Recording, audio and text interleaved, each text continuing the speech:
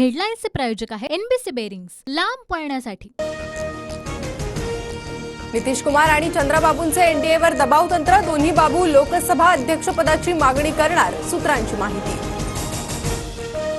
चंद्राबाबू नायडू आणि सपाचे अखिलेश यादव यांची दिल्लीत भेट होणार, तर तेलंगणाचे सीएम रेवंत रेड्डी ही चंद्रबाबूंशी संवाद साधण्याची शक्यता।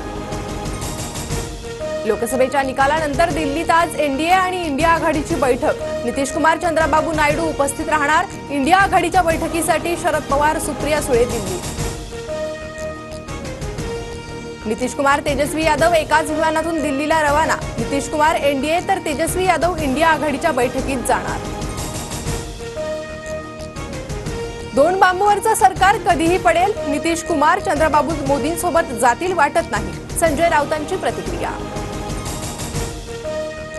भाजपच्या वरिष्ठ नेत्यांची मित्रपक्षांशी चर्चा, अमित शहांनी फोनवरून एनडीएमधील सर्व मित्रपक्षांची चर्चा केल्याची सूत्रांची माहिती। इंडिया आघाडीच्या आजच्या बैठकीत पुढील रणनीती ठरणार, पत्रकार परिषदेत राहुल गांधींची माहिती।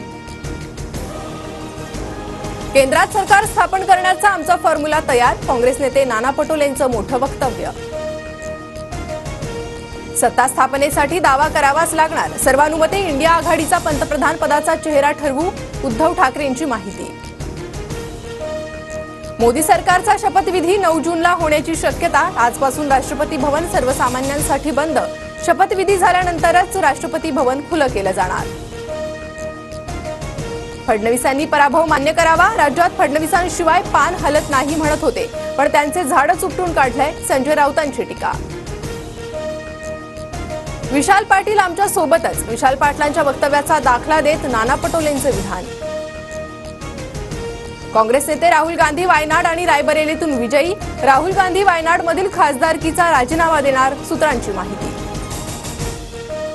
उत्तर पश्चिम मुंबईत झालेल्या फेरमतमोजणीत शिंदे गटाचे रवींद्र वायकर अवघ्या 48 मतांनी विजयी, मतमोजणीत गडबड झाल्याचा ठाकरेंचा आरोप, उद्धव ठाकरे निकालाला आव्हान देणार।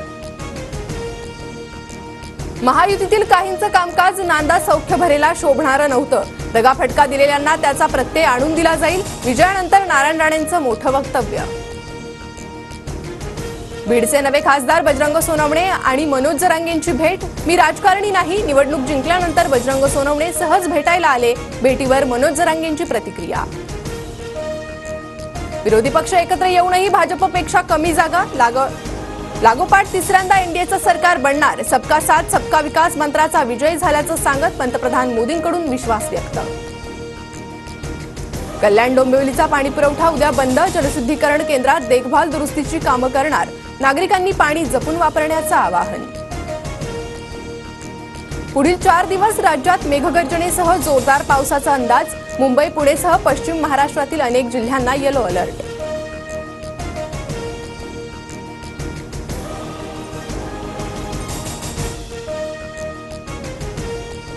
हेडलाईन्सचे प्रायोजक आहे एनबीसी बेरिंग्स, लांब पळण्यासाठी।